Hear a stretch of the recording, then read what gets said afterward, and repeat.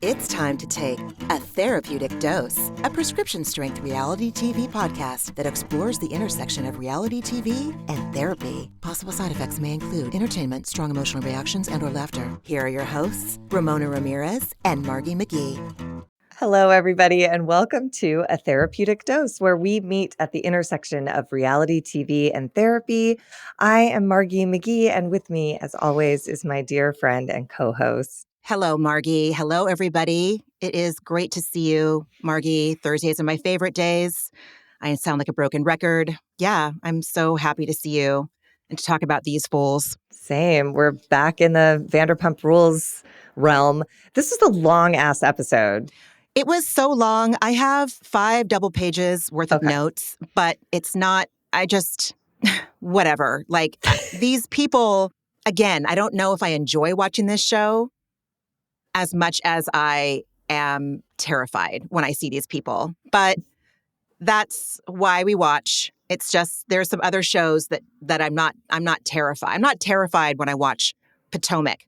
I don't feel terrified when I have recently, thanks to you, Margie, discovered the gift that is Summer House. And we can talk about that at the end. They give me pleasure when I watch them. There's not one person on this show that I would want to be good friends with. There is not one man on this show that I would want to pursue if I was single or set one of my friends up with. And the women, too. To me, this was like the ultimate Team Nobody episode. Like, everyone was utterly detestable from soup to nuts, as they say. Soup to nuts. Soup to sandwich shop, but no sandwich shop. Just more sandwiches. My God. Yeah. So this is season 11, episode 9 of Vanderpump Rules, Kiss, Kiss, Revenge, Bang. That's funny. I like that one. I love it. I love whatever writer gets to come up with these. I hope they give themselves a pat on the back when they come up with these titles because it's cute. Oh, yes. And you guys, before we get into it, please, if you're enjoying the podcast, please rate, please review, please make sure to subscribe, have your downloads turned on. I am so sorry I did not get the YouTube up last week. Last week, there was so much editing to do because just lots of reasons. But I will get better and more consistent at that. It must be so disappointing for people that like to watch and they can't. I would be pissed too, especially because I know that feeling of like hitting refresh on your podcast. Like, why isn't it coming up? It's supposed to be out by now and it's not. And listen, I'm not saying that there's like a million people waiting to see our YouTube. I'm just saying that I know that there are people that prefer watching a YouTube to listening. So I apologize. And I shit the bed as far as putting the show notes in. I will put them in today's show. The Tara Brack, Monster, and there might have been something else that I forgot, but yes. So I will add those to today's episode. Mea culpa. How dare you? Ramona is a one-woman band when it comes to editing because I don't have the skill set yet. Perhaps in time I'll develop it. So, there's, it's a ton of work. So there's nothing to culpa your Mea about. Oh, thank you. I appreciate that. And if anyone out there knows of a podcast consultant or a podcast producer that I could get in touch with, please email us at atherapeuticdose@gmail.com. Feel free to slide into our DMs. They're open 24/7. We are on Instagram at a therapeutic dose, and you can always reach me at lady_Higgy on Instagram as well. So, shall we proceed? Let's watch James dress Allie.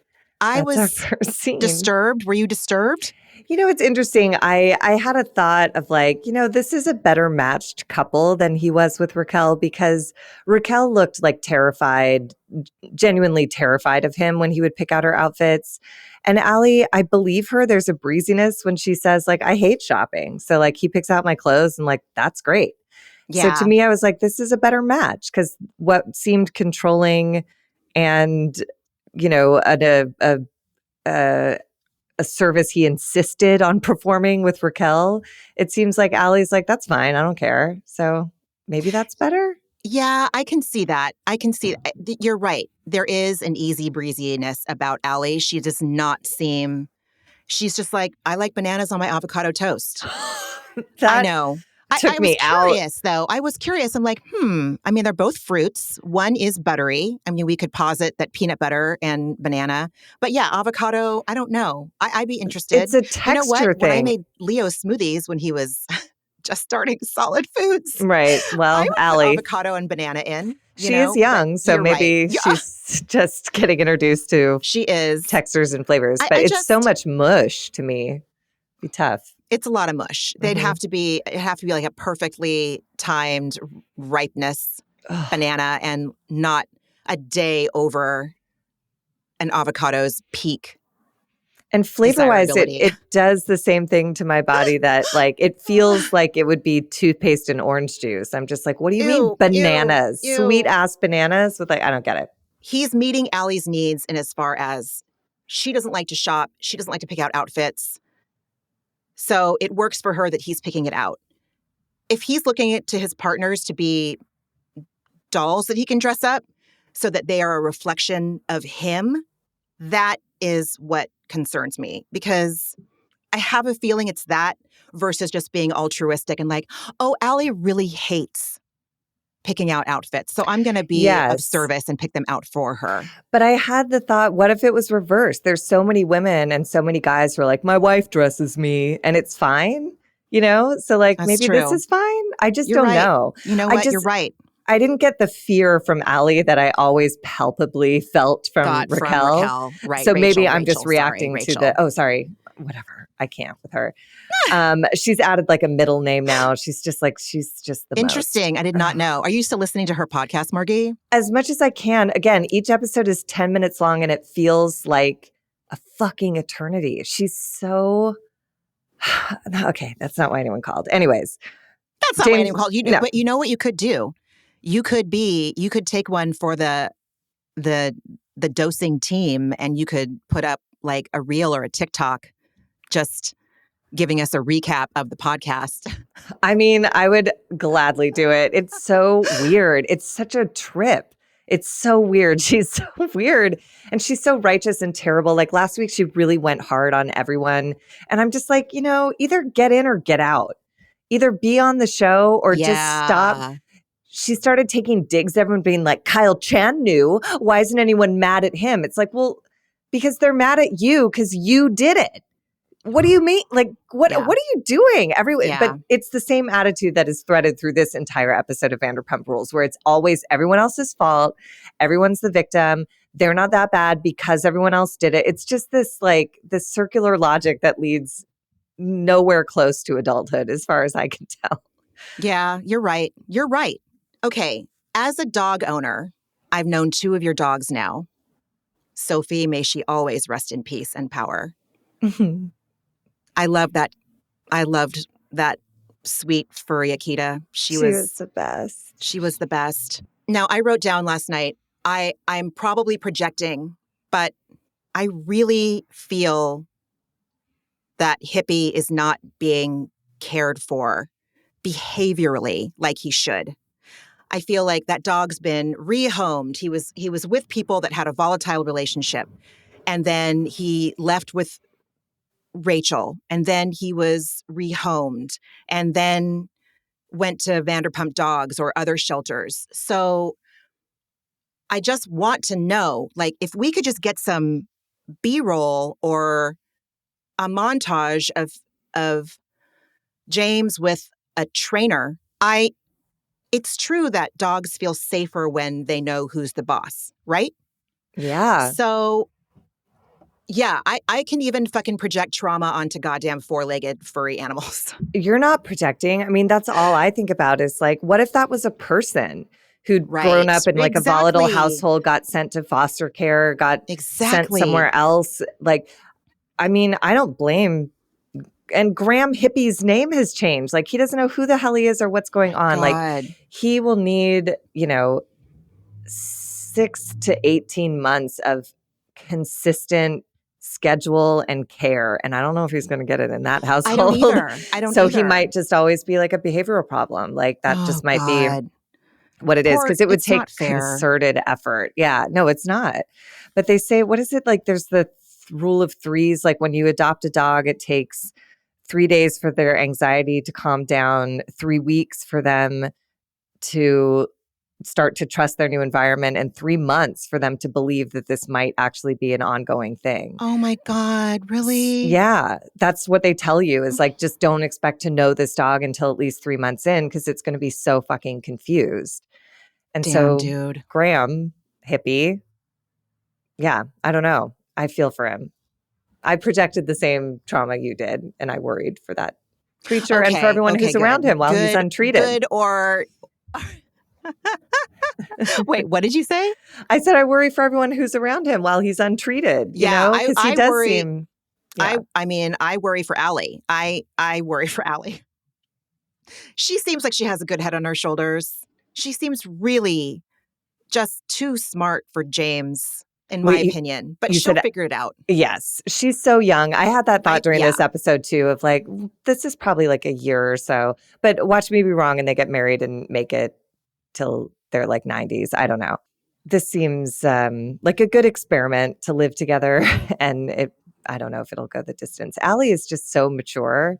She really is. I just don't know if he'll ever catch up. I don't know that he will either. I don't know. I was wondering last night, and I meant to look it up on Wikipedia to see if they had their ages listed, because I was shocked when we saw flashbacks that went back, 10, 11 years. I'm like, holy shit, really? And we're still watching these people? They've left their apartments that were just rented by actors that are either the ones that still had the black and white headshots, the ones that are just starting out. You know the apartment I'm talking about. You know the person I'm talking about. So the only thing that's changed is that they've left those apartments for Valley Village.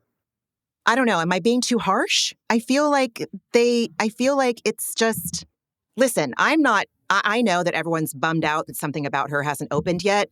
As someone that did construction during COVID, in the last couple years, I'm just here to say that getting permits is some bullshit. It takes forever.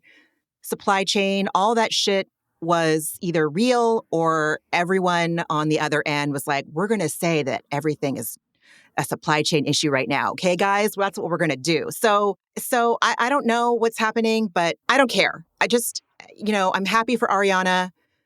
I'm happy for Katie because she's clearly doing better in her singledom than Schwartz is.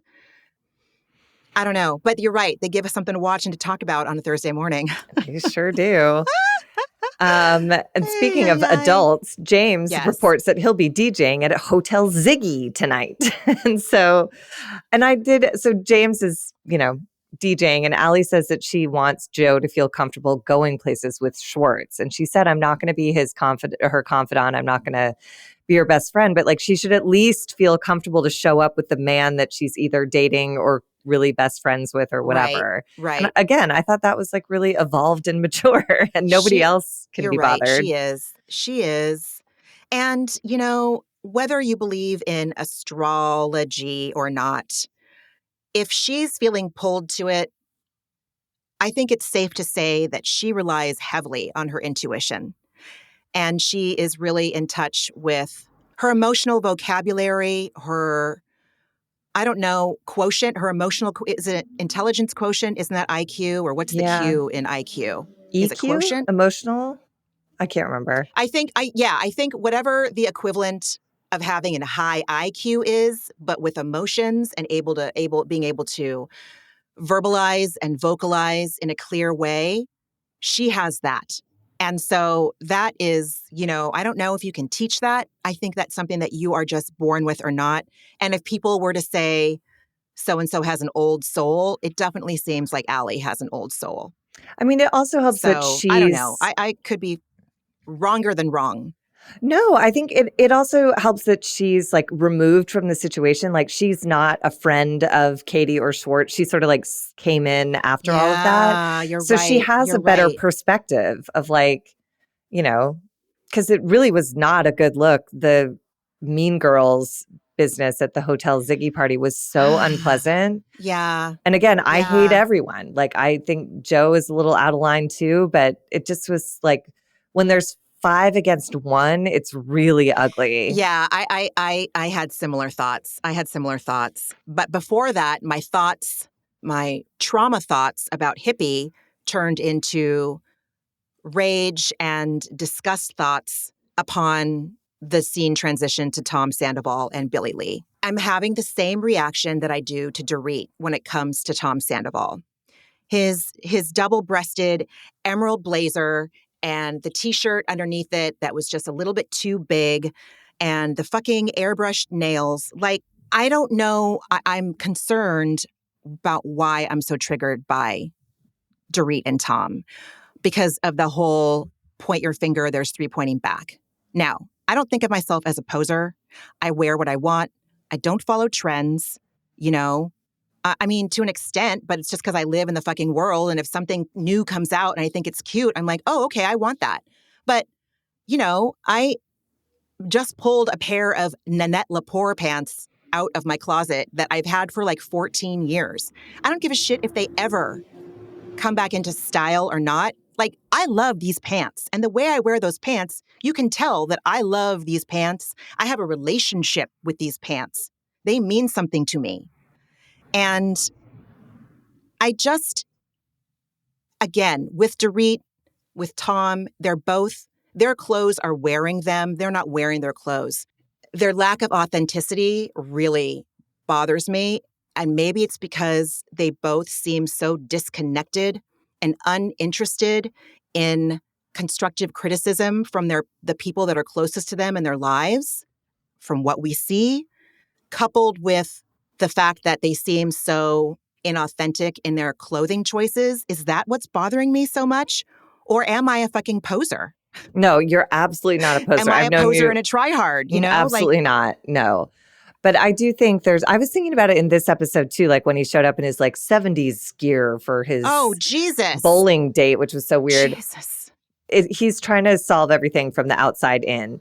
And he keeps trying with new outfits, new costumes, new nails, new hair, new Botox, new earring, new everything. And I feel him hoping with each new accessory or outfit, it's going to settle in. He's going to land, and it's never going to happen until he does the inside work, which I can't even handle what happened on this episode, for fuck's sake. I can't either. But you can't, none of that inside work is going to work until you're honest. You have to initially say, I fucked up. I hurt everyone. I actually lied. And no matter how little I was getting sex in my relationship, it doesn't actually matter anymore. I stepped over, like he won't go to that place. And so everything he does, every outfit, every breathwork session, it all feels like a performance. He's just like, yes. Okay. That's what, I don't care if Ariana wore a t-shirt while you had sex. You need to come to the place where you understand that while she was at her grandma's funeral, you were in your bed with her best friend.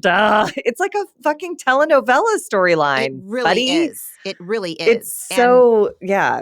He probably made Raquel a dumpling latte too. Oh, he is so that guy who just has a game.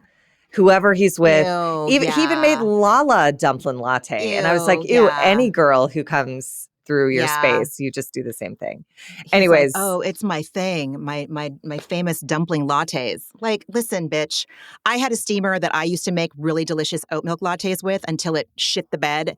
And I'm pissed that I feel like it should have lasted longer than 2 years. Oh my God, who cares? I'm going to take that out in post.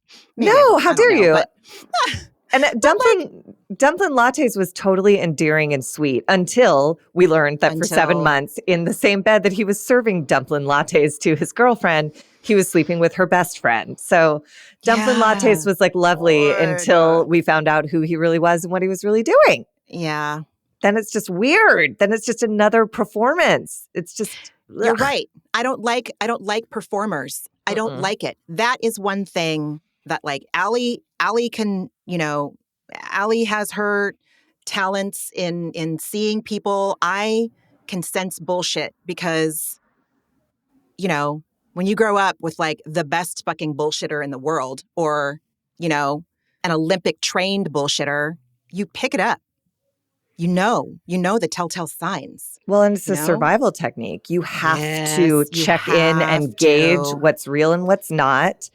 And you have to decide if you're going to, if you're in a moment with that person where you have to react to what's real or what they think is real, which is not what's real. So that's separate, but you learn how, like, it's a whole thing. And I think that's probably why we maybe both resent Tom Sandoval, because it's don't make us do that, dude. Don't make us do that. You're absolutely right. Love it. I love, this is what therapy is. Therapy is verbal processing, or it can include verbal processing. And what the fuck is better than verbal processing with one of your best friends? It's everything. It's everything. You know who doesn't verbal process is these two who claim to be best friends. Billie Lee, who immediately opens being a victim herself. She's like, well, I'm scared to come over here because of Ariana. It's like, well, that's because your friend slept with her best friend. And why are you like, oh, she's a witch? It's like, actually, can you follow this one more step out and realize why she's not psyched about anything that's happening in her life right now? I have to keep reminding myself this is 3 months out of the revelation. And although Ariana had some moments in this episode where I was like, yuck, I always tell anyone in my life when something dramatic or traumatic happens in their life, I always say you get a year pass. You can say anything, do anything. The only thing off the table is you cannot be mean to me. But everything else is fair game because your life does not make sense anymore. The snow globe just got like fully shook and you're just trying to like make it through one more day waiting for it to settle because there's nothing to do. But time is the only thing that's going to solve anything. God. Anyways, Ariana's not the bad guy and Billie Lee is not a victim. And then she is not a victim. No, and on top Tom of it, isn't a fucking victim, dude. No. On top of it, she's like, I'm scared of Ariana. Anyways, I'm bringing my friend T for you to stick it in tonight. Like, oh my God. Ugh. Yeah.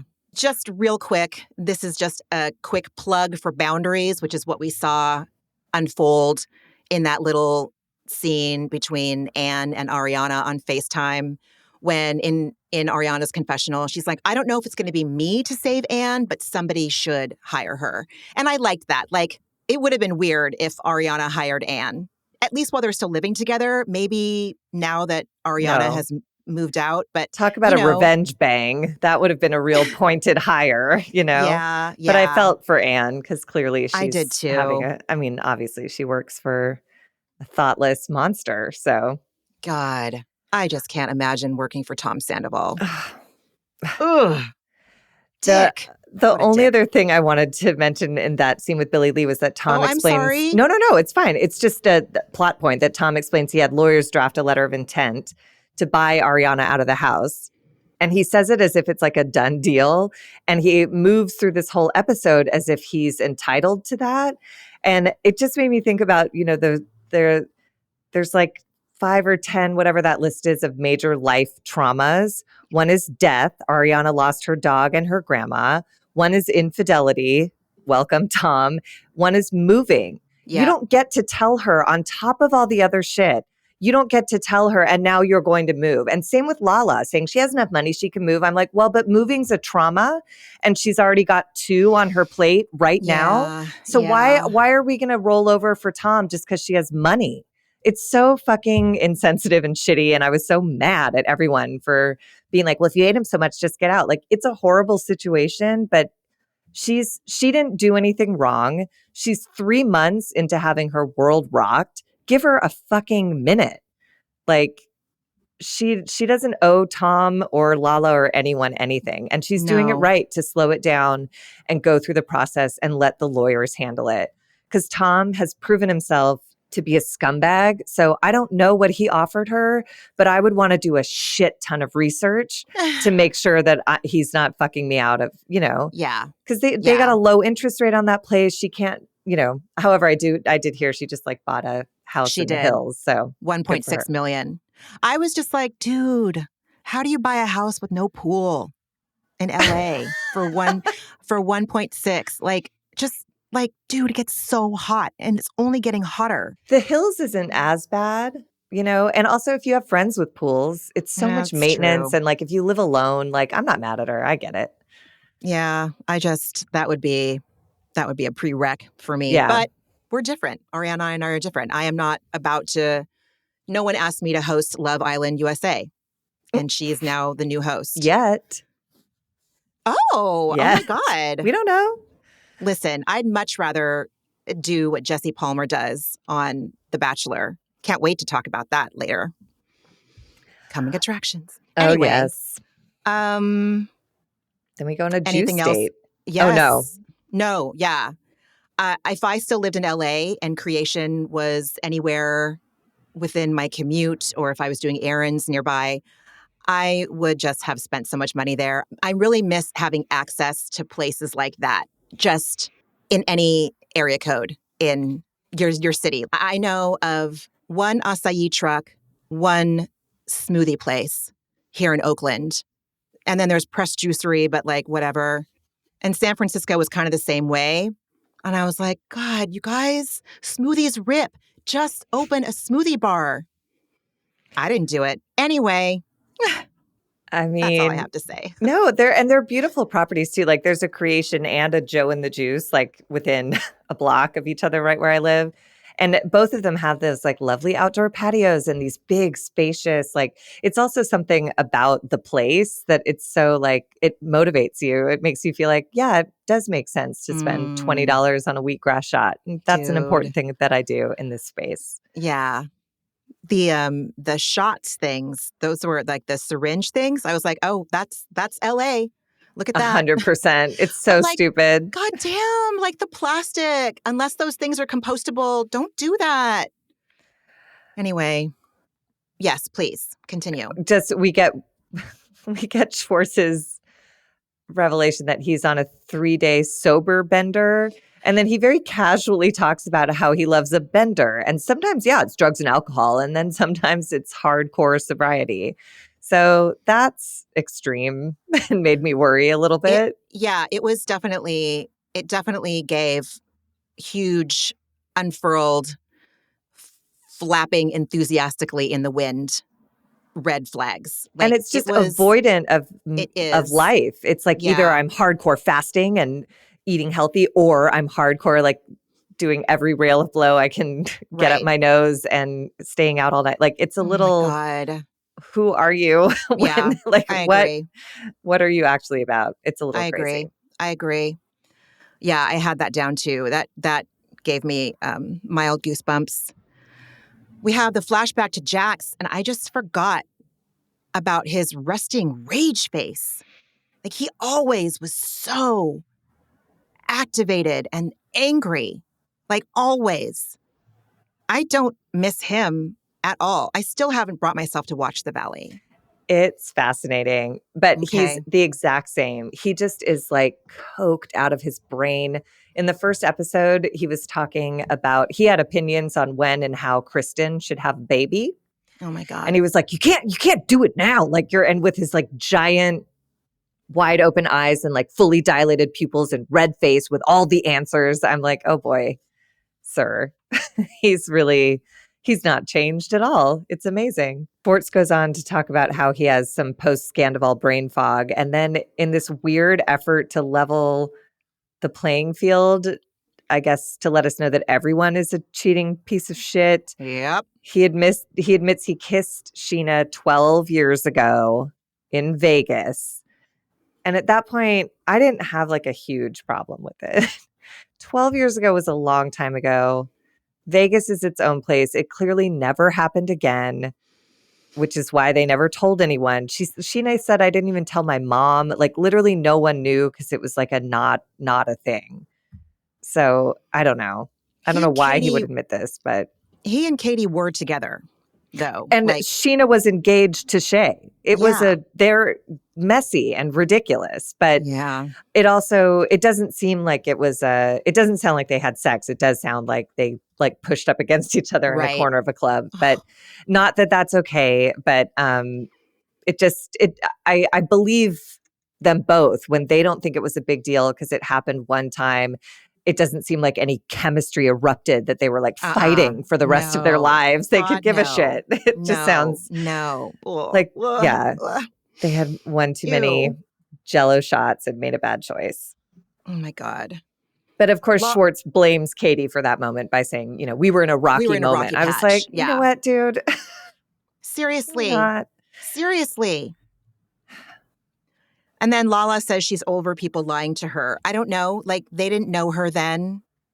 Like, hi, I'm Scheana. Nice to meet you, Lala. By the way, some years ago, I made out with Katie Maloney's boyfriend. We were both wasted in Vegas. That's everything you should know. Well, and also It's not about you, Lala. Lar. Have you forgotten who you are, Lala?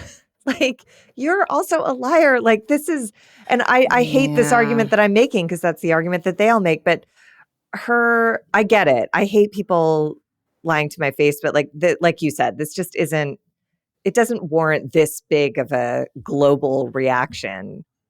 And Lala's, also pissed that Scheana never mentioned it to her. But like, no, Scheana didn't care about it. So nobody knew.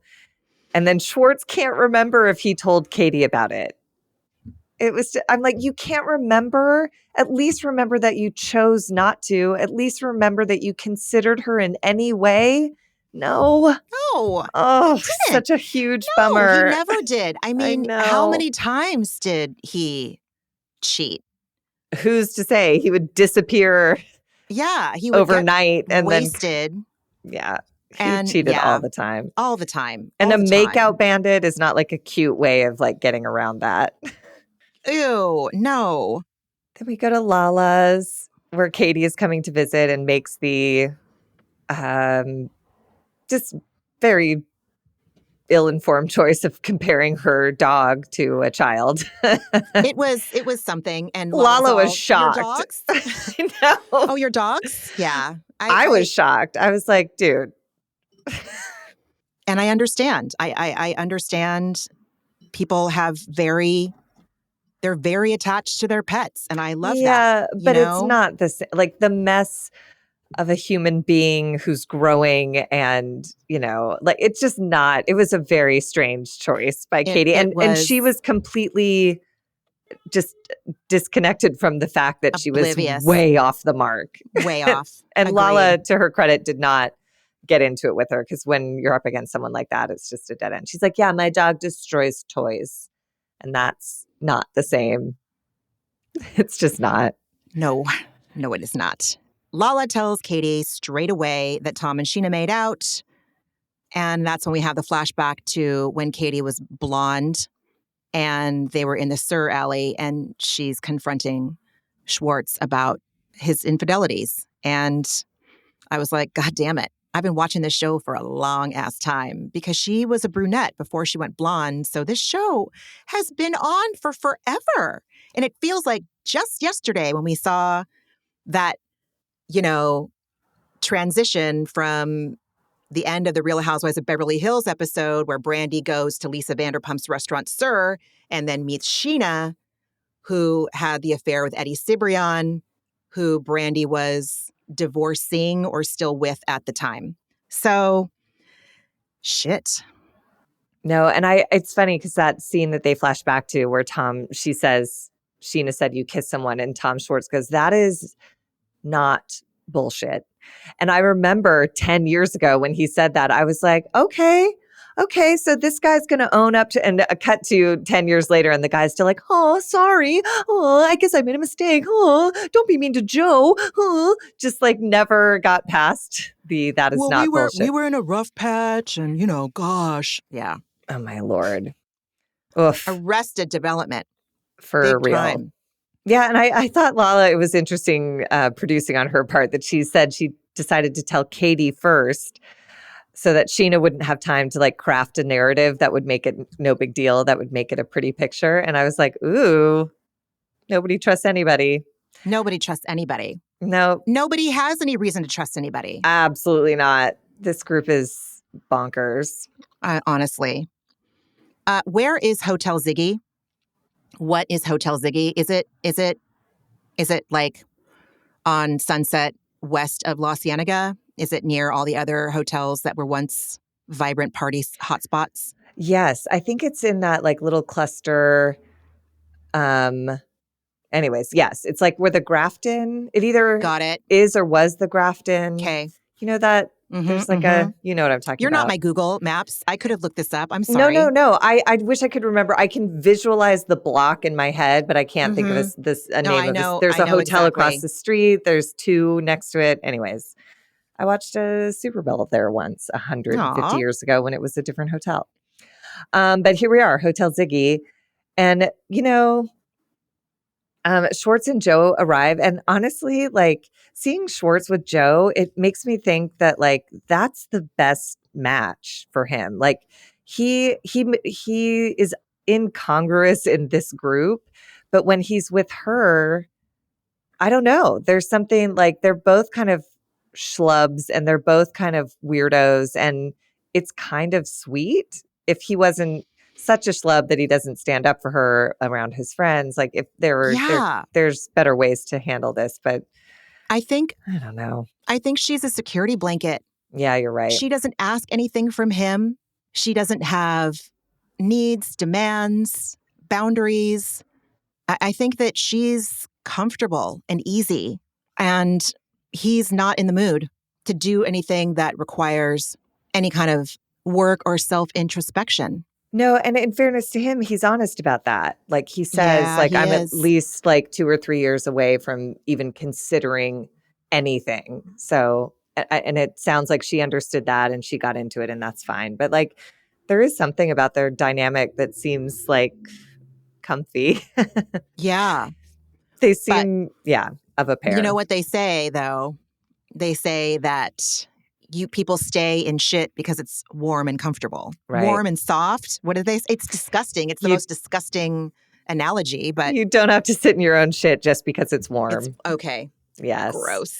We see through flashbacks that Sandoval happened just a mere 3 or 4 months earlier. So this is really fresh. This is really, really fresh. Scheana comes dressed like Groove is in the Heart era delight circa 1990. Anyway, I just, whatever. I'm not a fan of Scheana. She was just really concerned with Jo wearing the hat. And then I realized it was a Tom hat. And yeah, like don't wear a fucking Tom hat when you know you're going to be seeing Ariana. That's just fucking rude. I don't know. I would feel bad, but she's clearly Team Schwartz. So I don't know. I don't need to get into these fucking people's codependent behavior. Well, and mostly just like leave her alone. Like when you can pull it off the first time, but when you see how she reacted, she's not at all comfortable. She's holding it on her head. Like I felt bad for her. Like it did become bullying. And Scheana, of all people, whose whole narrative is that when she started this show, everyone was mean to her. They all bullied her. And here you are ripping some girl's hat off, being a bitch to her, like within earshot. So you know she can hear you and is made uncomfortable. She was so awful in this. Agreed. And this whole confessional she gave saying, you know, Scheana blames Jo basically for leaving Raquel and Sandoval in Big Bear. Like she went on this couples trip, but like why is that her responsibility at all? Yeah. At the end of the day, the buck stops with Sandoval and Raquel, period. Right. Yes, other people knew. Yes, they may have, you know, they could have acted differently, but was everybody supposed to, what was Jo? Jo's not even your friend. What was she supposed to do? Burn it all down, come back and like, I don't understand what the expectation was on this person who they've never liked. They've always thought she was crazy. So really Jo's going to be the one to come home and they're going to take her seriously. If she like, well, oh my God. They're just so out to get her and it's really ugly. Really, really ugly. It was. And I thought about what you said. We see the 5 of them being like hella mean girls to Jo. Like we know that's what's going on. We've all been part of the mean girl group or been on the receiving end of the mean girl group. And I thought again about Katie's tweet and how I thought that was so mean. And then you're like, yeah, but they had just ended their marriage and Jo just hooked up with her Not hooked up, moved in. Right. I mean, that's my next note is like Jo says she's being bullied. And after I just defended her, but I write, what did she expect? Like, That's the thing. in fairness to them, what are right. you doing here? And why do you expect to be treated with anything but disdain? Like, right. And even with all the therapy I've had, all of the ways that I listen to my intuition and my gut, and all the ways that, like, I know when I'm behaving in a way that is not in my highest good, that's not coming from my highest self. I know when I'm doing that. If I was Katie's friend and Jo did that to Katie, move in with Schwartz, even with as healthy as I've gotten, I would still be like, fuck you, bitch. I mean, I was just talking to you before we started this episode about my own Arya Stark list, and there are people on it that I wouldn't be able to recognize on the street. Excuse me.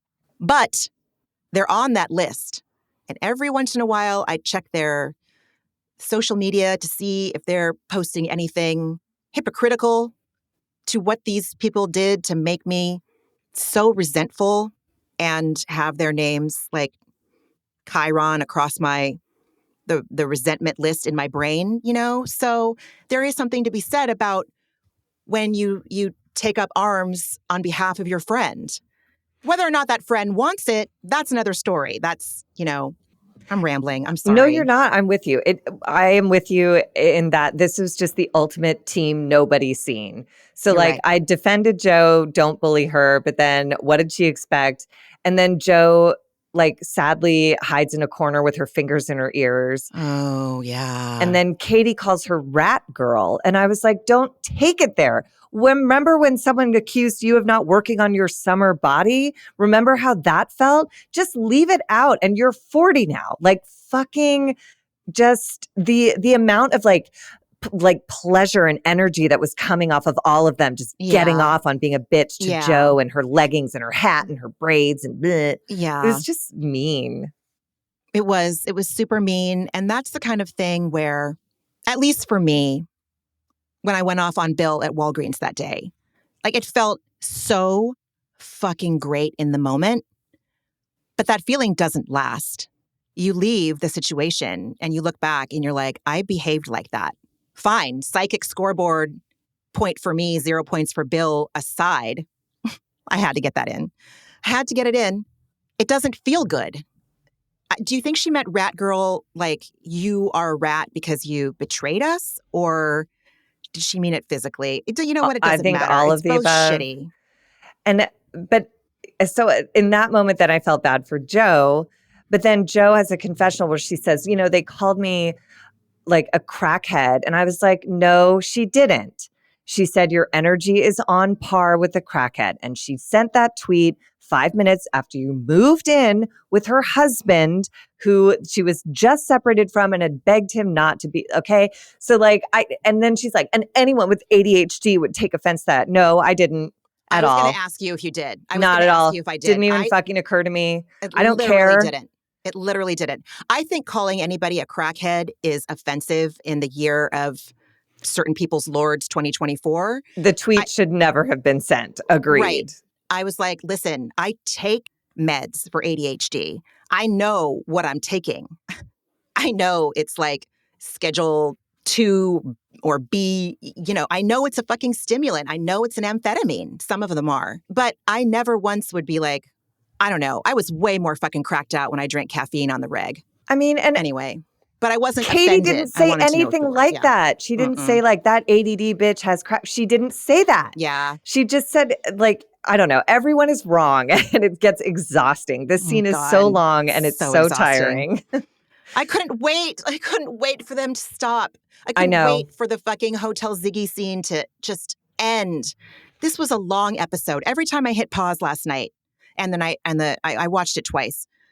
I was like, oh my God, there's half an hour left of this shit? I'm already mentally exoted. These people are exhausting. I'm with Jo. I want to plug my ears and go, I didn't want to, I didn't want, I was like, oh no. Yeah. But I felt bad for her. She was wearing like leggings and a hat and like they're all in their like dresses and their snatched bodies and their faces. And like, she just did not belong there. And Schwartz is such a pussy. He did nothing to like comfort her. He just let her like cry and run away. And so now he's so unsatisfying. Oh, He's just he is unsatisfying. But yeah, I mean, it's true. You can feel it when people are talking about you and talking shit. And they were all, like what you just said, they're all the beautiful girls in their adorable outfits. And I remembered that about going out in LA. Like, you go out in LA and people are dressed to the fucking nines, you know? They're dressed to the nines in like club wear. And my favorite thing to wear would be like jeans and a tank top and a heel. And I would feel so cute leaving the house in that. And then you go somewhere like, well, I'm not going to date myself with the clubs I used to One go Oak, to. But Hyde. no, it wasn't One Oak or Hyde. It was the one that was in that like Greek restaurant that was off of Hollywood Boulevard. What was it called? I don't know. It was like a certain night and like everybody went there. And I know that when Mingo was in PR, they would have sometimes like screening after parties would be there. And so I'd get to go. What was it called? It was like famous. Britney, Justin, like you would go and it would be like a celebrity palooza. But yeah, so I'd feel real cute leaving the house and I'd get there and I'm like, oh, I'm not in a black Lycra miniskirt. Yeah, it's weird. Anyway. Allie then talks to the mean girls and tries to explain that Jo is trying to come in peace. And Ariana has a confessional that, again, I have to give her year pass because this was like unnecessarily mean. And she calls Jo a mean girl bully, saying that Jo spent Thanksgiving at Ariana's house knowing that Rachel and Sandoval were sleeping together. But again, it's not Jo's responsibility. Tom is the problem. Your best friend Raquel is the problem. Jo came over to Thanksgiving like the other 35 people in that picture. What did you expect her to do? Not have a Thanksgiving? Like I don't understand. It's just like so much to put on Jo. She's not that powerful. And everybody hated her before this anyway. They called her Spooky Jo before any of this shit happened. So I don't know. I think it's that thing where anger needs a target. And in a situation like the one that Ariana's in, there just must be like bottomless amounts of anger. I mean, she doesn't talk to Sandoval anymore. She talks about him. She talks shit. Everyone's clear on why she is in her, in the place that she's in. We all know that all of her success is as a result of Sandoval. But she still has she has all of that rage inside of her and that grief inside of her that needs a target. And she's easy. Jo's so easy to be a punching bag. Yeah, for everybody. I'm not saying it's right. I'm just saying that's just human nature, that anger needs a target. No, and it's like, because Katie says something too of like, well, I'm glad she feels uncomfortable. And I just wrote like, Jo did not ruin your marriage either. You ruined your marriage. Tom ruined your marriage. You guys did that. She didn't break up the marriage. She's not even a Raquel. They weren't sleeping together during the like. Right. She has nothing to do with that. It's right. So, and Tom is the one who disrespected you by moving her in. That's him. It's just yeah. No wonder she runs off crying. It's so mean. Seriously. But I think you're right. I think that's actually really insightful of the anger needs a target thing. For sure. Close friend who went through a divorce and was not speaking at all with her ex-husband. And she started like getting mean with me, saying really harsh shit that had nothing to do with me. And I had to say to her, like, do you remember who I am? I didn't do this to you. You don't get to yell at me like that. And we didn't talk for 6 months because she couldn't, and God bless her, she couldn't compartmentalize. And I wasn't just going to like be a doormat. So I was like, I love you so much. I will do anything to solve this friendship. But you're saying things to me that belong to him. And I'm not here to absorb that because he's awful. And what you're saying is rightly reflective of how awful he is. But I'm not the target. So right. I don't need to be paying the bill for this. No, it was. Please take it to the appropriate table. Yeah. So right. You're so right.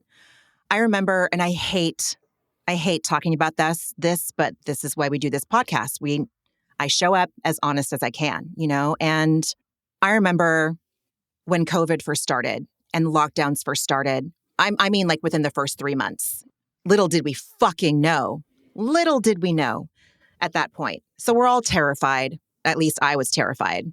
I had so much fear and I had so much anger, which obviously underneath it was fear about the way our quote unquote president at the time was handling it and managing it. And if people weren't wearing their masks over their noses, like there was so much I couldn't control. And humanity was bumming me out so fucking much. And I was so scared. And so when I would talk to my family and they were doing things that I did not agree with, and they were doing things that experts were saying to not do, I know that I channeled rage at them because I knew them and it was easy and I couldn't just go take care of, the people that stood with Fauci every day. We need collective ketamine as a country. We need collective PTSD therapy. I just don't even fucking know. We haven't even begun to see the effects of what those years did to us. I think it's just now starting. I was just at a gathering over the weekend and everybody there was we're all just sort of like, that happened. Yeah. I'm really different. Like every single one of us was like, I'm changed and I don't want to be changed. I want to go back, but you can't go back. So now what? It's really weird. We just, I remember Leo's last day of preschool was the 13th of March. We were supposed to go to Hamilton in San Francisco. The 13th was a Friday. And I remember emailing the theater earlier that week because we had just started seeing on the news like, oh shit, oh shit, oh shit, like something's happening and it's not fucking good. So I remember like emailing the theater like, hey, I'm sorry, we don't feel comfortable going to the theater. What are we going to do? And they ended up just canceling the show. So we just got over that. It's just barely the 4-year anniversary, almost to the date. And it feels different than this year than it did last year. Because 4 years feels like a long time. But it's really only 1 year since COVID itself was like properly arrested. Exactly. And it's exactly the trajectory of influenza. It took 3 years for it to become what it is now, which is like an irritant that will kill some, but not all every year. And we're just at the year mark of that being so. And so now I think we're all like, well, this is life now and I'll never not be traumatized. And oh my God. It's really, it's nuts. It is nuts. It's fucking bonkers, dude. It's so bonkers that we went through this. I know. It's so wild. But there is something like lovely and connecting that we all went through. It skipped no one. So it's not like you're right. Even an earthquake or some other disaster. This is like everybody's worldwide, everybody's problem and everybody's, thing to recover from. So much grief, so much loss, so much change. Anyways, what were we talking about? Jo starts crying and she runs away. I have like a college level amount of notes left and I'm just like, we're already an hour in. Like, holy shit. Let's keep it moving. All right, let's keep it moving. There's just a lot more time. Basically, everyone spreads the information that Scheana and Schwartz kissed.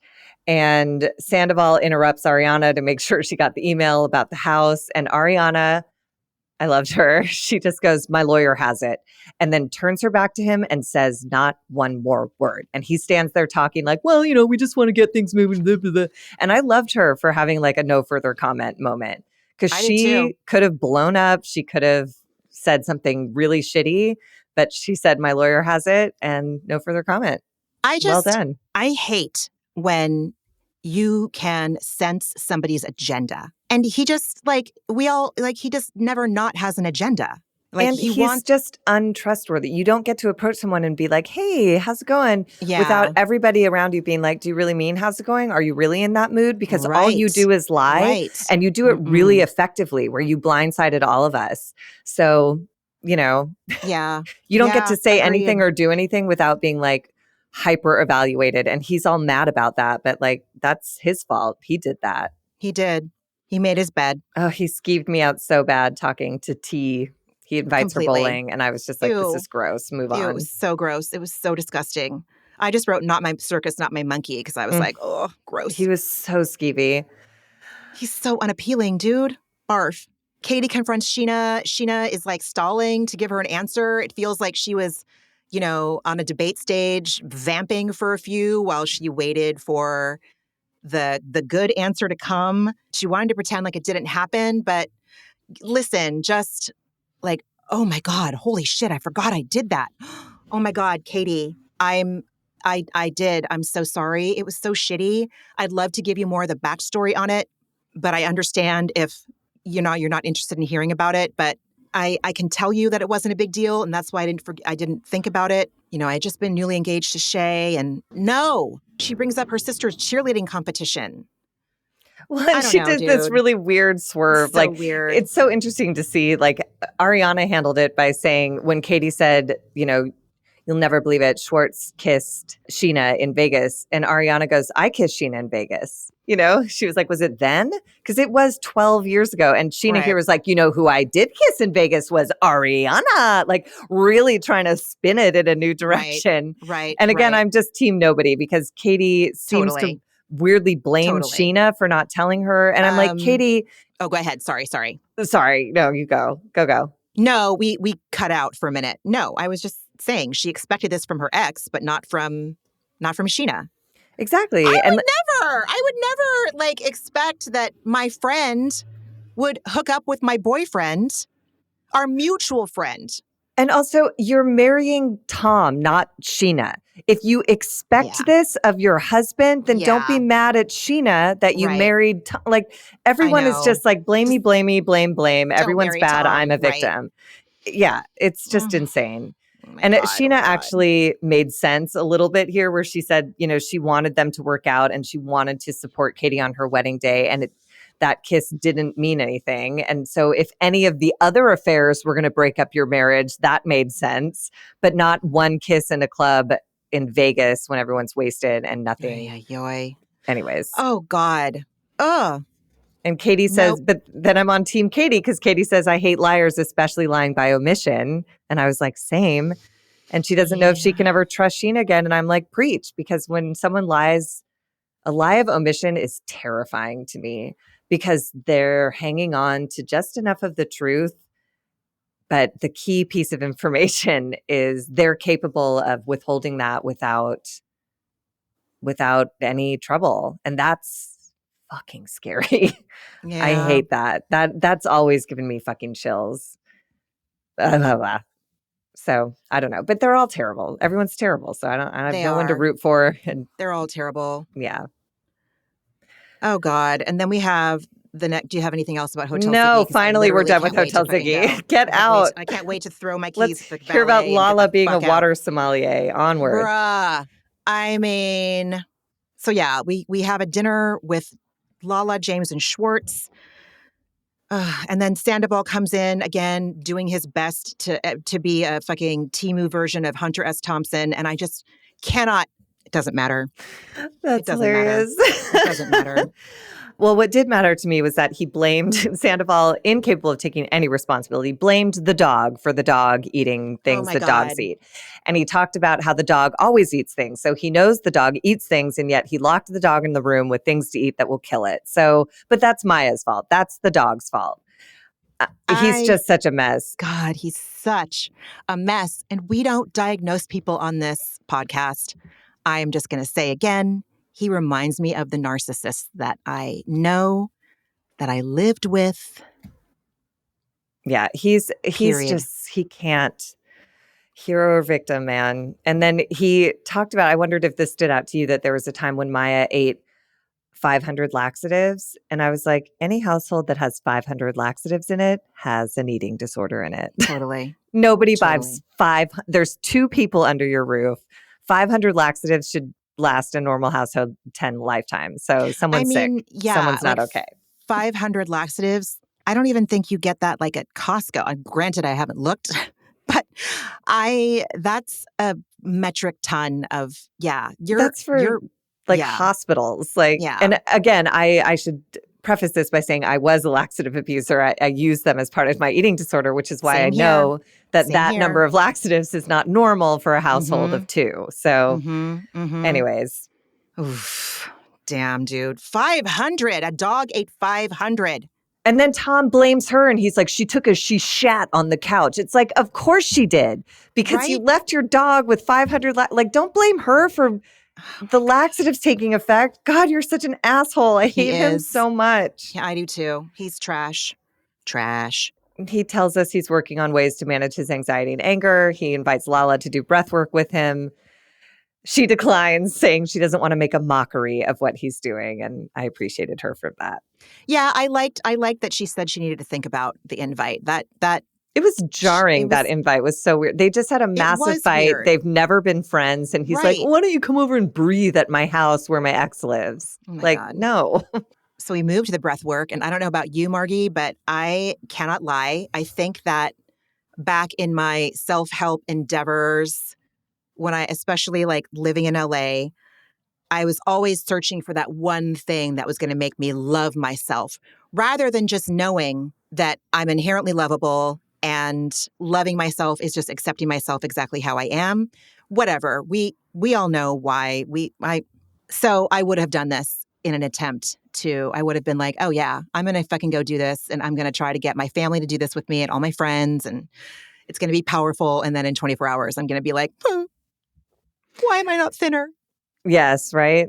This was so uncomfortable. I mean, if you ever want to like see what Tom Sandoval looks like climaxing and sounds like, I'm sorry, but like the editors left so much of it in that I was like, do we have to see the whole buildup and the release? Oh like, I'm so uncomfortable.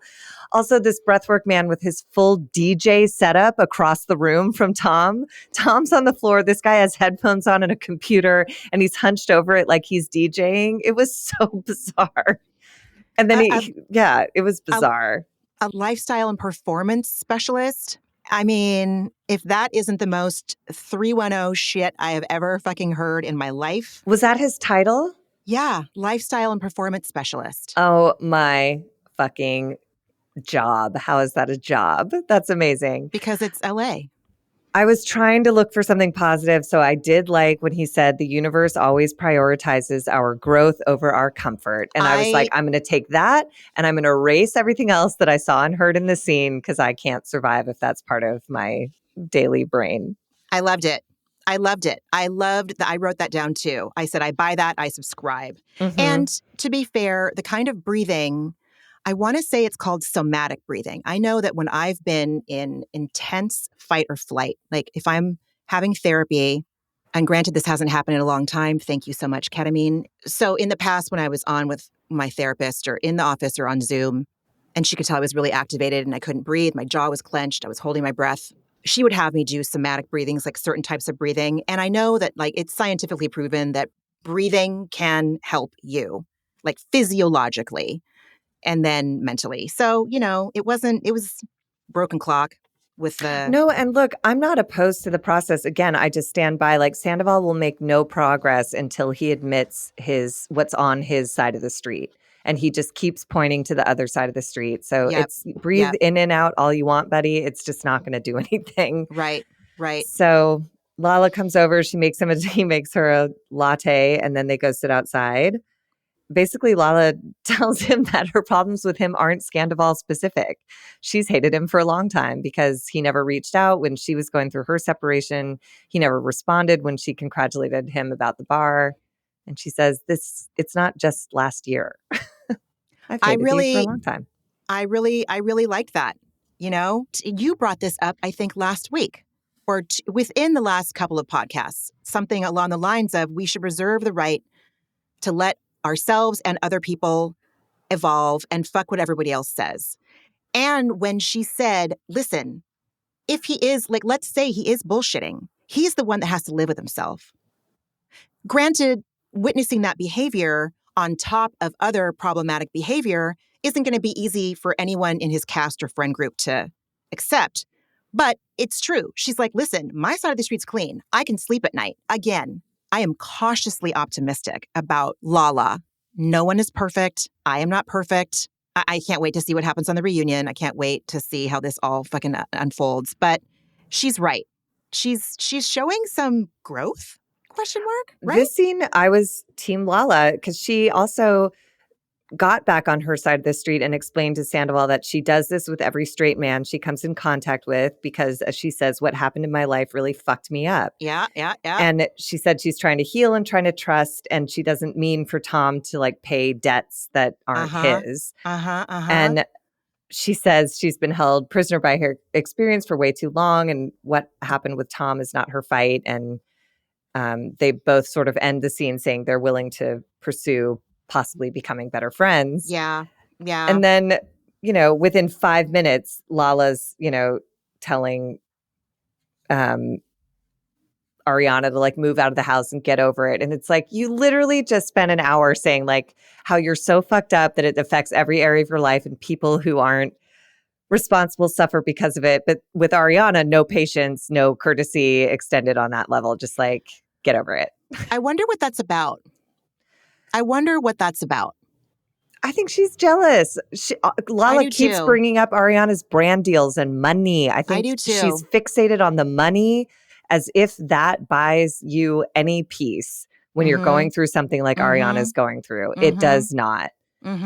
It buys you.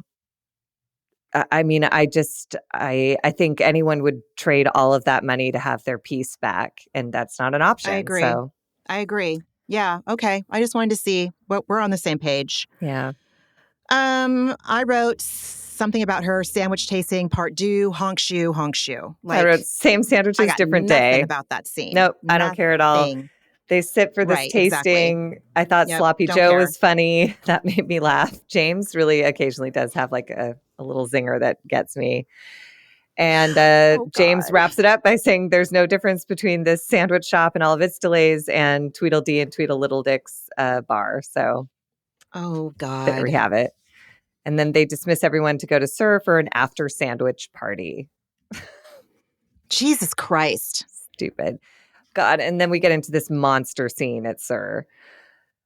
Oh, it's just, Ariana reports that she was not Lala says she wants to allow growth for her friendship with Tom. And Ariana explains to her, well, the reason I wasn't at the house when you were there. Right. And she gives her version of the story with Maya was that Tom, she had to take the dog to the emergency vet to have an endoscopy because Tom left her in that room, locked her in there, it sounds like, with food that he should have known she would eat and wood skewers from a chicken satay. Like it's fucking criminal. It's so bad. And then, of course, it costs $6,000 to get all the tests done. Thank God the dog is going to be okay. But like, this is where, all of a sudden I'm back on Team Ariana, where she says, add this to the laundry list of reasons why my ex can't be trusted to have good judgment when it comes to ...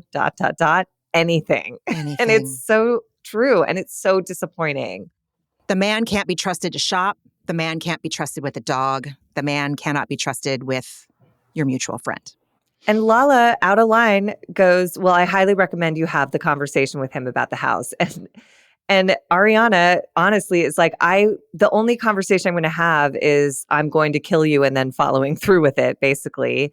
And she explains to Lala, in the right association of dogs and kids, she's like, he has endangered what I consider my children. And I would have thought that would land a little bit with Lala. This isn't like, oh, they make the same mess or they require the same amount of like money and attention. They don't.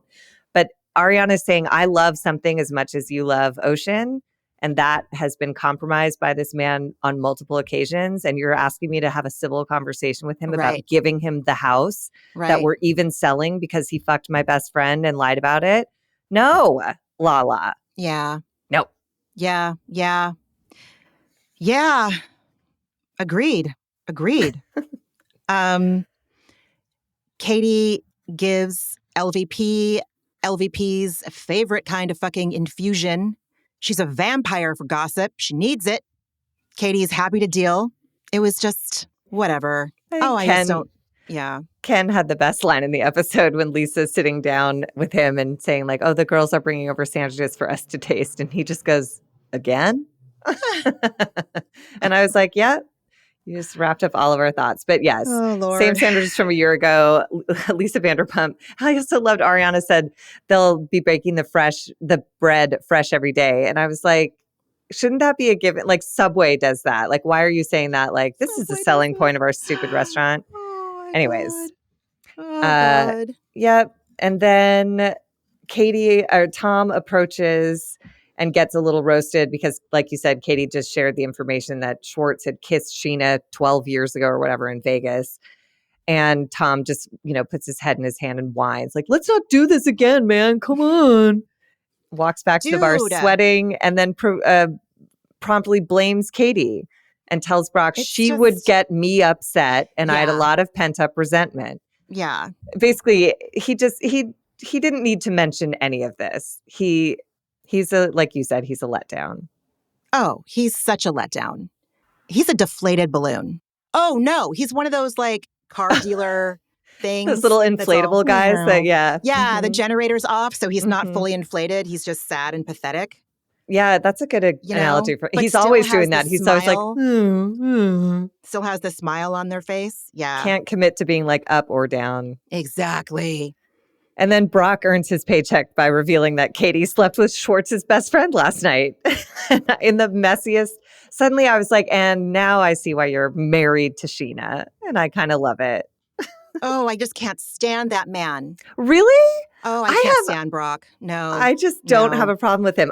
To me, he reads like mostly dumb. So I think he said this not realizing it would have any impact. It's the truth. So I applaud a dumb truth teller more than I applaud any smart liar. And I don't know. But Did he have a bad intent that I missed? oh, I think he did. I Okay, tell absolutely think he me. did. First of all, why would Schwartz want to hear this? Why would he want to know? Well, Brock thought that because Schwartz got raked over the coals for fucking around within the friend group, kissing Raquel, Brock idiotically thought that this would soothe Schwartz's conscience hearing Right. that Katie was fucking around within the friend group. I Brock just is a like, dummy and didn't think he's such beyond a that dummy. piece of See, it. So I think he knew what kind of bombshell he was going to be dropping. And I honestly, when I found out it was Max, I was really disappointed in Katie because Max was fired because he was a racist. I don't know. They just love to give racist passes. I was confused to hear that Schwartz considers him a best friend. I know. And Me then too. Katie sleeping with him. I'm with you. I was like, whoa, guys, like You brought can in the do better, pool. dude. Gross. Yeah. I mean, I Just don't know like, yeah. anything about him if he's I done don't any work on himself, but based on his invisibility, it doesn't seem like it. So, and then we learned that the way that everybody knew is that Scheana What the tracked Max's fudge location factory? I and looked at it know. like 100 times. She claimed she looked at it like twice or 3 times, but she saw that Max was at Katie's. She checked later that night. He was still there. She checked in the morning and Max was still at Katie's. And at that point, now again, team nobody, I'm like, but now it's none of your business. Like I was mad at Katie 5 minutes ago for sleeping with a racist. And I'm like, but Scheana, get off her ass. She did it in private. Leave her alone. It's not your fucking business. Get off your phone and like live your own life for a minute. Why? It's one thing. I've never thought about using location services at all. It's one thing like, okay, when we have a babysitter and they take an Uber home if they didn't drive, I'm always like, you text me when you get home. Like, we'll order the Uber and then I watch to see, that is what I do. But it's like with the intent of, or if I'm, out with a friend and they like walk home from my house and it's late at night, or, let me know when you get home if you leave my, if you're driving home, if you were driving home and it was like 1 a.m, I'd be like, let me know when you're home, I would never follow. What are It's you going to just do? so nosy. Get done scrolling Instagram and then be like, oh, what are my friends doing? No, she knew Brock said they saw them flirting. They thought it gross. was going to happen. I can just picture the two of them sitting in bed, looking at the location, being like, God, ooh. get a And, life. but honestly, like, I'm not even mad about that. It's just lame that it became part of the show because it's just really not, unless it becomes a relationship. Like Katie was just getting her rocks off with someone who was like easily accessible. So I don't know why we have to, it just makes Scheana look insane that she has 56 people's locations. That's unhinged. I'm sorry. That's weird. It's weird. It's weird. It would make me, if I was Sheena's friend, I would immediately check my phone to be like, I want to make sure I'm not sharing my location with her. Because like, not that I do anything weird, but like, if someone like that is just sitting in bed watching me have a day, it's fucking weird. It's weird. It's weird. Get a life. The only time it made sense is, did you finish watching Love is Blind season 6? Oh, I sure did. Okay. There was a good use of location services in that series. But this was just two crazy people sitting in bed watching Katie's sex life unfold. Good Lord. Weird. Oh, Sandoval shows up with tea and he's wearing an outfit that made my genitalia just smooth over and seal itself up because he's so repulsive to me. And I just can't stand him. He turned me into a Barbie. Yeah. Down there. Don't like him. He just skeeves me out. Ew, he's so skeevy. And also the flashback to the date just made me so sick to my stomach. Again, he's 40. He's taking 40. A 24-year-old out and he's making her film him roll a bowl down an alley, turn around, do like a dumb Michael Jackson dance. He made her film him. No, just absolutely not. Don't go on a date and pay attention to your date. Don't make her film you, especially when there's already a camera crew there. Oh my God. That dance move just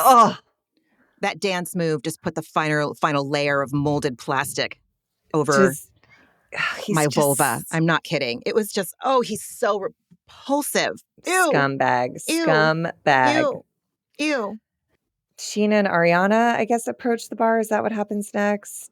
Or I guess Schwartz and Sandoval leave, claiming they got they were summoned to the garden to see Lisa Vanderpump. Brock kindly stays behind with T, poor T. And then Scheana and Ariana. Nothing poor about T. She's 24. She's 24, but like. These are 40-year-olds. My niece is 20. Like, if I pictured her hanging out with my friends and expected anything of her other than total confusion, you're right. I'd be asking too much. It's absurd it's just like her 1 degree of separation from the whole scenario. It's not like she's going in like blind.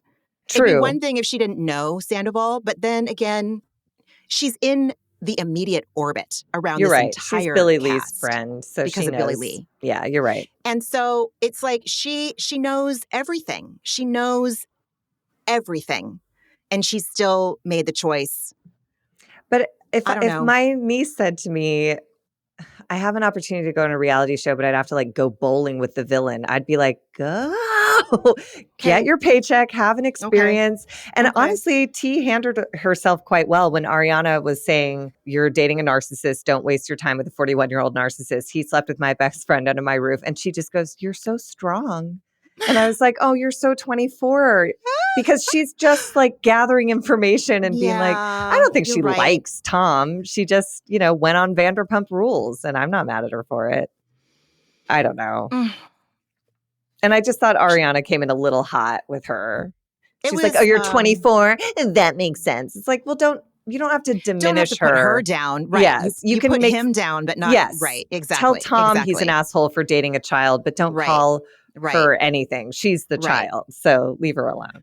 Oy, oy, oy. Scheana is pissed at Brock that Brock told Schwartz about Katie and Max. And what I hated so much is how mad he got at Scheana about it. Because I did not think that it was his business to say it either. I think he was trying to stir the pot. And I maintain that he is not a good guy. I'm sorry. I think he's a good dad to Summer Moon, but he's that brand of a man defensive that cannot handle, this is my observation, I could be wrong, he cannot handle the slightest bit of criticism or pushback or being called on his shit without getting that kind of irrational defensiveness where you can't get through to them. Like there's no, reason won't get through when he's activated like that. And fucking hard pass. Hard pass on personalities like Brock's. Brock is our Sutton. Because I don't really have a problem with Brock. I think he means well. And I guess maybe I've had enough terrible relationships where if I said to someone, I wish you hadn't said that, you're fucking pissing me off, they would have said like, fuck you, you're overreacting, you're a bitch, blah, blah, blah. And he said, your response is annoying the shit out of me right now. He said, your response. So mean. But he could have said, you're annoying the shit out of me. He didn't. Okay. He said, your response. And he that said, does make a difference. You're right. Yes. You're right. And he said, he got heated and said, we either need to squash this or I'm going to leave. Those are great options as opposed to forcing your partner to understand your position and staying in her face and knocking it down her throat and calling her an idiot if she doesn't understand. Like, I do believe they were in bed together giggling about this situation. I would not have expected Scheana to be that pissed off either. And I thought he handled himself like, I don't know. I guess I've just been in enough situations where it would have been handled in a real, much more aggro way than saying your reaction is annoying me. It's actually Everything you super said gentle. is so valid. I don't know. Maybe I have some unfinished business around Brock and what we've learned about him in his past. No, it's hard not to I'm remember being that. facetious, but yeah. No, but I I mean, think it's because that's on my mind. This is a man who's capable of taking it to that level. So yeah. he must have done some kind of work to be really, like you said, he was pissed off. And instead of saying anything mean or doing something harmful physically, he said, your response is annoying me. And he sounds like a child, which is good. He does. But it is simple and out of the mouths of babes. Absolutely. I much prefer. Crap. I would. Did I interrupt you? Because Oh, you're no. frozen. Oh, Okay. sorry. No, We're almost done. We're all hang in, guys. Everyone would seem surprised to hear that Katie was in the sack with Max Boyens. Everyone was like, Max Boyens? You have a thing with Max? Katie looked Ariana embarrassed. was too. Everybody. Katie, I have never in the history of watching this show, have you ever seen Katie with that expression on her face? I have never seen her humbled like that. And I'm not convinced that the guy next to her in the black shirt, I'm not convinced that that wasn't a guy that she's dating or was I think that's why she was embarrassed. That guy's he was on Below Deck. He just joined the cast this week. Interesting. So I saw his face and I was like, huh, he's such a dork. He should never speak because he's so handsome, but he's a real adorable dope. But I think Katie had her eyes on sleeping with him that night. And then he was like, wait, what? You slept with someone that nobody likes the night before? I think I'm going to shut it down. I think I'm going to zip my pants and go home. Ew. But in fairness to everything you were just saying about Brock, as much as I just defended him, he said he would headbutt anyone who slept with his ex-wife. And I was like, no. No. Okay. Yeah. Oh, but he is in the friend group. Like, everybody's wrong. Team nobody. Everybody's wrong. You're right. It's just full fucking hip because why do you have to sleep with Rachel, Tom Sandoval, Katie? Why do you have to fuck your ex-husband's close friend or best friend, apparently? But it's also a good thing for Schwartz to have his nose rubbed in because he protected Tom Sandoval sleeping with Tom Sandoval's friend. You're right. And then Katie sleeps with his friend. So he's like, you can't really say anything because you didn't see a huge problem with it when it was someone else. So it's a mess ding, and I ding, love it. Ding, a ding, ding. And then Lala says she can't stand all the liars and she gets up and leaves. And that's the end of the episode. I love you all. At last. Bye. Yeah. Oh, God. It was so long. Holy shit, it was long. It was But long. It was good. Oh, I wish I thought it was good. I wish I did. I was just entertained. I was invested. I'll tell you why I'm not entertained. So let's go into what we watched this week. Okay. So do you mind if I go first? Because Please. It feels relevant. Okay. So after last week, when you told me about how great this season of Summer House is, I will say that Bravo is so helpful on so many different ways. And one of the ways it's practically helpful, as in it's practical to my life, is when I have mundane or when I have tasks that I look at every day, like there were things I needed to go through, like papers I needed to go through for like months and months and months. And I can't just do it. I can't just do it. It's a Herculean effort to do stuff like that. And I have spent enough time beating myself up over it and comparing myself to like my sister or my mom or my friends who don't have issues like that. My point is, yesterday was a great day. Okay, so I have had a lot of shit to do. You put on a Bravo show and suddenly folding mountains of my child's clothes doesn't feel insurmountable. Yesterday, I put on Potomac, and it's so boring that I could half listen and have like the company and something drowning out the ADHD voices in my brain. And I managed to go through a shit ton of paperwork. And so Bravo just helps so much with that. Summer House is so fucking good. I am caught up with this season. I am going to go back and watch probably from the beginning. I am riveted. When it was over, I was like, oh, damn, I'm caught up. Damn, I thought I had more. I'll literally take any recommendation that you have. Like, if I should go back and start watching, I tried watching Below Deck from the beginning, and I was like, this just looks so old. I can't get over it. But I have enjoyed the Below Deck I've watched. But Summer House was, oh my God. I love West so much. I would have been so powerless over a guy like West. Like, he seems like the greatest guy. I love him. I really hope he doesn't disappoint me. Now, everyone else, I mean, listen, they all do eventually, right? But all these people on these shows. I love watching Carl. I don't love watching Kyle and Amanda. Paige is TBD. I don't think she's my cup of tea. But my point is, I fucking love that show. And it stresses me out when they have to pack up and leave on a Sunday. I don't like that part. Like, I viscerally get that stress that I get because, again, I've shared on this podcast ad nauseum how much packing is a huge trigger for me. But I love Summer House. Net, it's great. I fucking love it. I'm so grateful that I didn't discover it until now because I really appreciate it. I also watched the Bachelor finale. Did you watch it? I didn't watch all of it. I picked it up when the two girls were bouncing around in the car ride to the finale. So I watched that, and then after the final rose, sort of. But I thought it was lovely, and it made me laugh. I did too. I mean, it was different. It was new. It was different, and I was like, bullshit. How are they going to make it different? There have been times when both women have said no. There have been times when people have self-eliminated, blah, blah, blah. This was different. I still feel whatever about Daisy. I love Kelsey. Kelsey and Joey are just, I saw a tweet that I've never watched Harry Potter in its entirety. I've never read a book. I know that it could be coming for me if my kid ever, and I'm open to it. It's fine. I know it's a cultural zeitgeist kind of a thing. But one of my favorite tweets. She kind of sucks, like politically, so it's okay. Daisy sucks. No. No. Yeah. J.K. Rowling. Oh, J.K. Rowling. Oh, she's a fucking asshole. Yeah. No, fuck her 100%.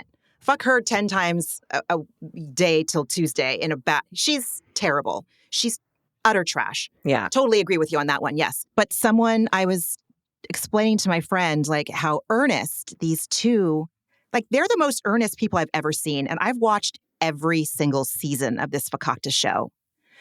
And the tweet said something like, congratulations to the two most Hufflepuff Bachelor people that ever Hufflepuffed. And I was like, dude, I don't even fucking know. I know that Hufflepuff is like the, kind of a house in Harry Potter. And I thought it was so cute. They're so earnest. Again, Kelsey reminds me of my niece so much. And so I think that adds an extra soft spot. But I really loved those kids. I'm rooting for them. I'm so glad that people are like seeing that Joey really was so different from the other bachelors we've had in the past. I'm excited for the first Asian bachelorette. Glad that Jen is going to take that role. What else did I watch? Oh yeah, Potomac. It's so fucking boring.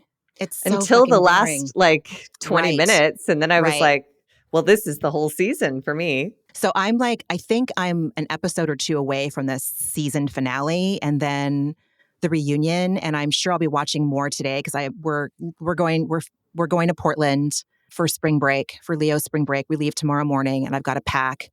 And so Potomac is like the perfect packing companion. I watched all of Summer House this season. I watched The Bachelor finale.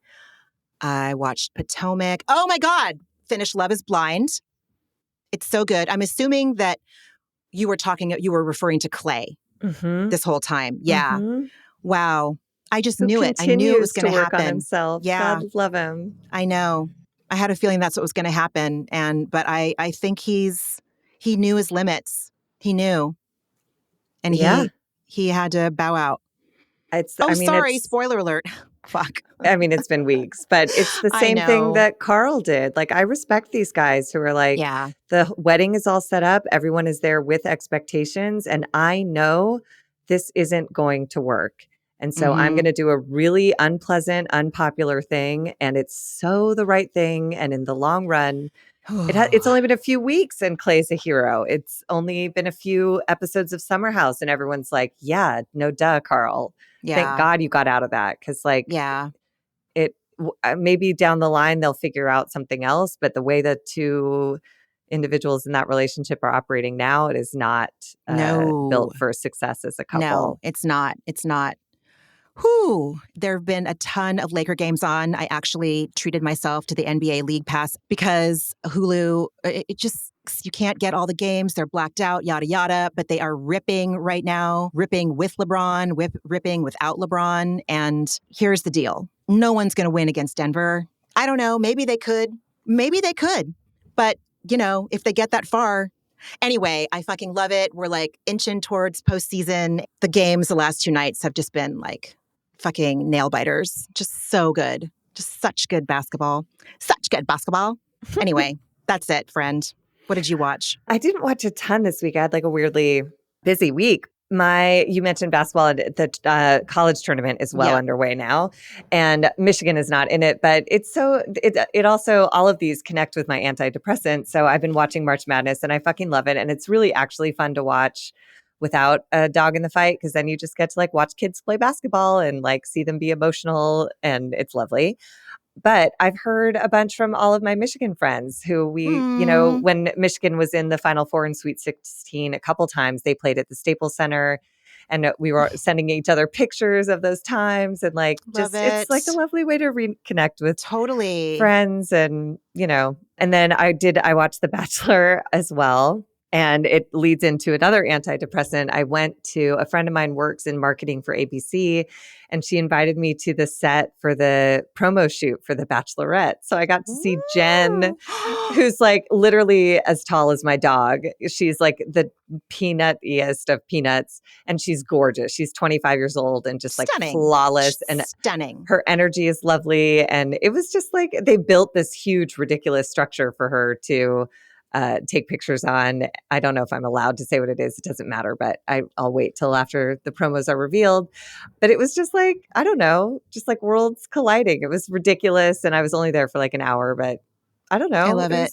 It was fun. I love it. To see. What were your antidepressants? The Lakers are on a hot streak. That is amazing. It's so weird. Like, it doesn't affect my life. It doesn't have any effect on my life, whether they win or lose. I feel connected to my family. I feel connected to a city that I love. I feel connected to just, I'm third generation Laker fan. Like it's fun. I love seeing these guys like working so hard. It makes me stoked that they're on a streak right now. I just love some of the players' friendships, My cousin and I are obsessed. We send each other text messages every time there's a game of like what the guys are wearing when they come to the arenas to play. I love it. I love seeing their style. Let's see. Going to Portland tomorrow. That's a good antidepressant. Oh, I did ketamine in the doctor's office last Friday, and that was a super profound journey that I had. And it's spring, man. It's fucking spring. And even though it rained in Oakland yesterday, it's still like it's sunny. Portland's supposed to have great weather when we go up. And I get to see my family and my friends up there. And I'm really excited. So those were mine. Yeah. I went to my injector last Friday and they did the most painful massage on my lips for like 2 minutes. I love them now. So it was intense pain, but now I'm really stoked. Good. Oh yeah. And then I was teasing with my cousin last night because I'm like, all roads lead to Bravo, because she doesn't watch Bravo, but she likes to listen to the podcast. God bless. Hi, Linda. Shout out. Hi, Linda. I was like, all roads lead to Bravo, dude, because Scottie Pippen Jr. was playing last night. He plays for the Bucks. And I was like, so Larsa is probably watching this game and we're watching this game. So all roads lead to Bravo. Oh, man. All roads lead to Bravo. Thanks, They're broken Larsa. up for real, though. I know. But she's watching her son, obviously. Oh, yeah. She was watching her son. Yeah. Yes. She was watching Scottie Pippen Jr. Mm-hmm. All right, everybody. Happy Easter to those who celebrate. Happy spring break to those who have spring break. I don't know. Anything else, friend? That's it. Just the usual. Take really Yeah. good care of yourselves, and we'll Yes. talk next week. Take good care of yourselves, and just whatever Tam Sandoval does, just do the opposite, and you're just going to be like far ahead of the game. All right, friend. I love you so much. Love you too. Everyone else, thank you. We send you love, and we will talk to you next week. Bye, everybody. Bye. Ramona and Margie are Obviously not doctors and do not provide medical advice. Their content is intended to be used for entertainment purposes only. It is not intended to be, should not be interpreted as, or used as a substitute for medical advice or a diagnosis of any health or fitness problem, condition, or disease, nor a recommendation for a specific test, doctor, care provider, procedure, treatment plan, product, or course of action. My mom isn't a doctor.